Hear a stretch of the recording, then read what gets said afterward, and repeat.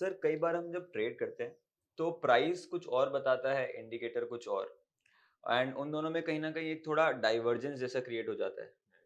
तो वैसे टाइम पे हम ट्रेड कैसे करें? प्राइस की सुने या इंडिकेटर की? तो इसमें हम कंफ्यूज हो जाते हैं कि किसको फॉलो करें।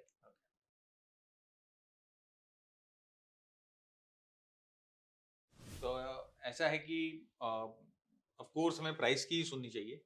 लेकिन जब डाइवर्जेंस हम कोई भी इंडिकेटर पे देखते हैं, चाहे वो मैकडी हो, चाहे स्टोचैस्टिक हो, चाहे आरएसआई हो, उसके साथ अगर हम एक एक्स्ट्रा लेयर लगा देते हैं डाइवर्जेंस को कंफर्म करने के लिए। तो अगर आप समझो कि मैं बॉलिंजर बैंड को यूज कर रहा हूँ डाइवर्जेंस को कंफर्म करने के लिए, जो आरएसआई पे जो डाइवर्जेंस है वो बॉलिंजर बैंड पे भी देखेंगे। अब बॉलिंजर बैंड पे डाइवर्जेंस कैसे देखेंगे? बॉलिंजर बैंड्स पे वॉलेटिलिटी डाइवर्जेंस होती है। तो वॉलेटिलिटी डाइवर्जेंस अगर ये दोनों मिलती है, आरएसआई पे डाइवर्जेंस मिलती है, वॉलेटिलिटी डाइवर्जेंस मिलती है, फिर कुछ प्राइस एक्शन के साथ कंफर्मेशन मिलती है, अगर ये करते हैं ना, तो शायद वो ट्रेड जो हम लेने वाले हैं या डाइवर्जेंस की पास होने की जो प्रोबेबिलिटी होती है वो इंक्रीज हो जाती है। ठीक है। तो पहले मैं आपको ये दिखा देता हूँ कि आरएसआई डाइवर्जेंस क्या होता है, फिर मैं आपको एक बार दिखाऊंगा वोलेटिलिटी डाइवर्जेंस क्या होता है, क्योंकि हो सकता है वोलेटिलिटी डाइवर्जेंस नया हो हमारे व्यूअर्स के लिए। और उसके बाद जो है हम आपको दिखाएंगे कि किस तरह से आप इसको ट्रेडिंग स्ट्रैटेजी में बदल सकते हो। राइट। तो बिल्कुल। आरएसआई डाइवर्जेंस ऑफ कोर्स हम जानते हैं कि जब प्राइस जो है एक हायर क्लोज देती है और उसके अगेंस्ट में आरएसआई जो है वो एक हायर क्लोज नहीं दे पाती है, बल्कि एक लोअर क्लोज देती है। तो इसे हम कहते हैं बेरिश डाइवर्जेंस। राइट। तो ये आरएसआई है और ये प्राइस है। और ठीक इसका जब उल्टा होता है कि डाउन ट्रेंड में जब प्राइस लोअर क्लोज दे रही है, तो समहाउ जो आरएसआई होती है वो लोअर क्लोज नहीं देती है, वो एक हायर क्लोज देती है। तो इसे हम बुलिश डाइवर्जेंस बोलते हैं। तो ये बेसिकली बोलता है कि डाउन ट्रेंड का जो मोमेंटम है हो सकता है मोमेंटरीली वो एक पुल बैक दे दे। राइट। अभी कंफर्म नहीं है, ट्रेंड चेंज का कंफर्मेशन नहीं होता, लेकिन पुल बैक का कंफर्मेशन होता है। तो ये आरएसआई के ऊपर और डाइवर्जेंस के ऊपर तो हम लोगों ने कई वीडियोस बनाई है। तो जो जो नया जो मैं आपको बताने जा रहा हूँ, थोड़ा अनकॉमन बताने जा रहा हूँ, वो है बॉलिंजर बैंड का डाइवर्जेंस। देखिए, बॉलिंजर बैंड का डाइवर्जेंस थोड़ा सा यूनिक होता है, क्योंकि इसमें ना आप यहाँ पर देखो, इस पोर्शन को ठीक से देखो, इसमें समझो।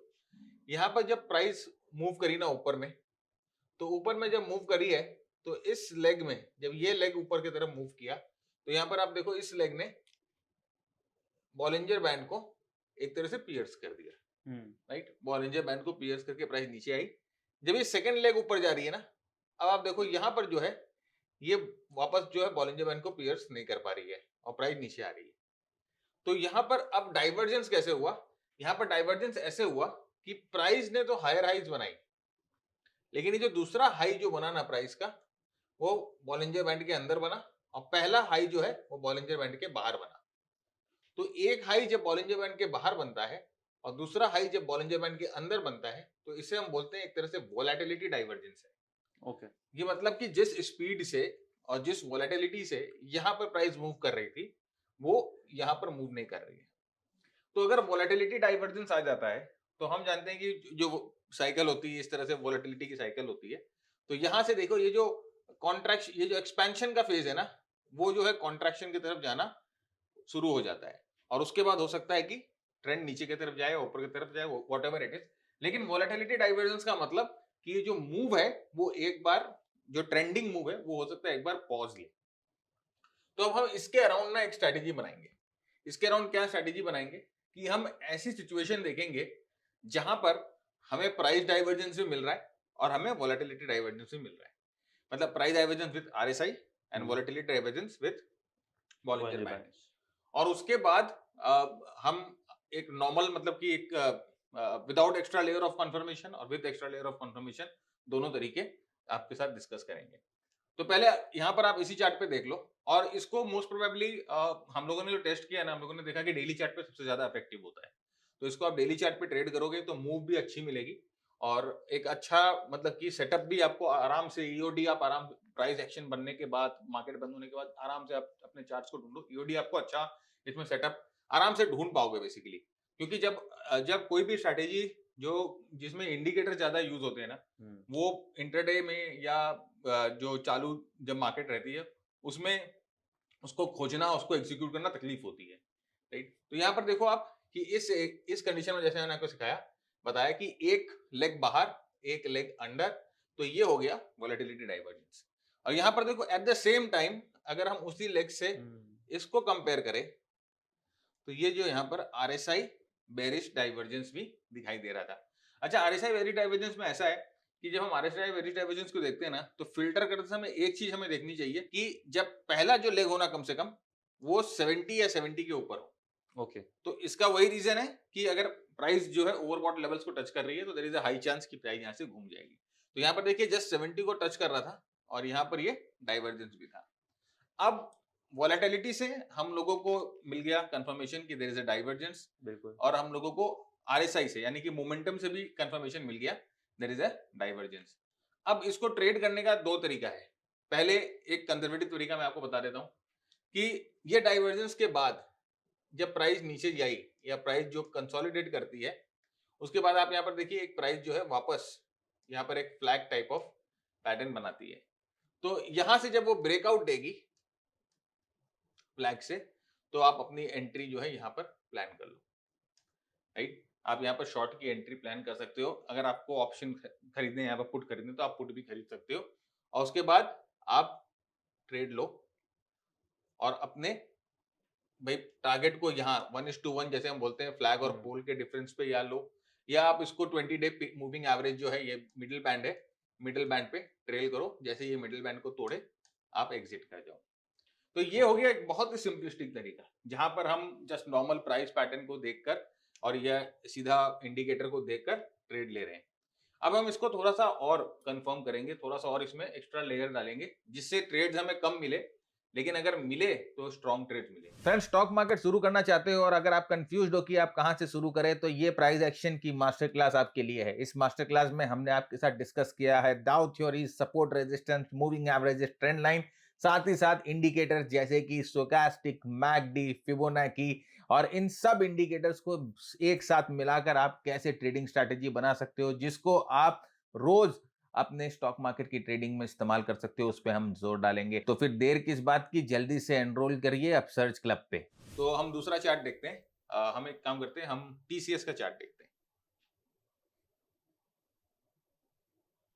अब यहाँ पे देखिए TCS का चार्ट है और आप इस एरिया पे देखिए यहाँ पर जो प्राइस है वो बॉलिंजर बैंड को पंचर कर रही है और यहाँ पर प्राइस हालांकि हायर टॉप बना रही है लेकिन ये बॉलिंजर बैंड को यहाँ पर देखिए इसके अंदर में जाके बंद हो रही है। तो इसका मतलब यहाँ पर जो है ये एक वॉलेटिलिटी डाइवर्जेंस है। अब वॉलेटिलिटी डाइवर्जेंस के बाद हमें क्या ढूंढना है, हमें प्राइस पे डाइवर्जेंस ढूंढना है, RSI पे डाइवर्जेंस ढूंढना है, मतलब मोमेंटम का डाइवर्जेंस ढूंढना है। तो यहाँ पर देखिए RSI जो पहला लेग मैंने बोला ना कि हमेशा अगर 70 के ऊपर हो तो वो बेस्ट है।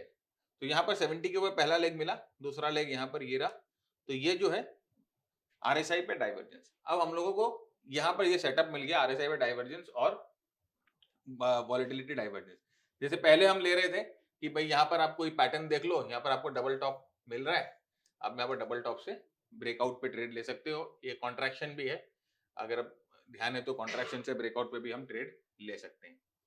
इस पे हम एक्स्ट्रा लेयर ऑफ एक और कंफर्मेशन लगा रहे हैं। वो एक्स्ट्रा लेयर ऑफ कंफर्मेशन क्या है, देखिए हम लोगों ने नीचे ना मैकडी प्लॉट करके रखी है, राइट। तो अब यहाँ पर हम क्या ना ट्रिपल डाइवर्जेंस देखेंगे, ओके, राइट। तो पहले हमने वॉलेटिलिटी के बेसिस पे देखा, हमने यहाँ पर मोमेंटम के बेसिस पे देखा, अब हम ट्रेंड के बेसिस पे भी देखेंगे। ओके। तो मैकडी जो है वो एक ट्रेंड इंडिकेटर है, जनरली हमें ट्रेंड की स्पीड को बताता है। तो आप यहाँ पर देखो ये पहला लेग, ये हिस्टोग्राम है और ये दूसरा लेग, ठीक है। यहाँ पर भी देखो आपको डाइवर्जेंस दिखाई दे रहा है और साथ ही साथ मैकडी में भी देखो आपको डाइवर्जेंस दिखाई दे रहा है, राइट। तो इसका मतलब ये है कि अब यहाँ पर 3-4 चीजें जो है हम लोगों को एक साथ बता रही है कि ये बॉस ये जो ट्रेंड है, हो सकता है यहाँ पर कोई डीप करेक्शन आए या यहाँ पर कोई हेवी करेक्शन मिले। तो ये हम लोगों को एक्स्ट्रा एक कंफर्मेशन मिलता है। अब आप अगर इसको लगाओ, इसको नहीं लगाओगे ना तो बहुत सारे ट्रेड्स में आपको ये दो सिग्नल तो मिलेंगे, लेकिन अगर आप इसको लगा लोगे तो थोड़ा सा आपकी ट्रेड की क्वालिटी बढ़ जाएगी और क्वांटिटी कम हो जाएगी, राइट। तो ये चीज है। अच्छा, अब इसमें क्या कर सकते हैं ना, इसकी एंट्री को भी हम फाइन ट्यून कर सकते हैं मैकडी के हिस्टोग्राम को यूज करके। कैसे? तो जैसे नॉर्मल टाइप पे हम लोग एंट्री ले रहे थे, जैसे मैंने आपको बताया कि यहाँ पर एक एम पैटर्न पे हम एंट्री लेंगे। यहाँ पर देखिए एक डबल टॉप पैटर्न बन रहा है, एम पैटर्न पे हम एंट्री लेंगे। लेकिन ये डबल टॉप पैटर्न पे हम एंट्री कब लेंगे, जब मैकडी का जो हिस्टोग्राम है वो नेगेटिव। ओके। शॉर्ट के कंडीशन में। तो यहाँ पर देखिए मैकडी का हिस्टोग्राम, ये जब ब्रेकआउट नीचे की तरफ हो रहा है, हिस्टोग्राम जो है ऑलरेडी नेगेटिव है। तो इसका मतलब कि मैकडी का जो सिग्नल लाइन है वो मैकडी से नीचे है, राइट? तो ये हम लोगों को फर्दर एक और एक्स्ट्रा कंफर्मेशन देता है कि भाई अब तो पक्का जो है ट्रेंड सिग्नल भी जो है वो नेगेटिव है। ओके। तो ये 3, 4, 5 जो है हम लोगों ने लेयर बनाए और यहाँ पर एंट्री की। स्टॉप लॉस कहाँ लगेगा? ऑफ कोर्स जो लास्ट स्विंग जो होता है ना, जो अंदर में था, ये जो लास्ट स्विंग जो अंदर में था, इसके ऊपर आप अपना स्टॉप लॉस लगाएंगे।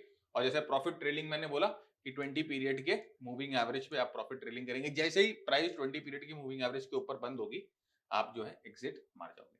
ओके। तो ये है double diversion strategy, triple diversion strategy with extra confirmation. Okay.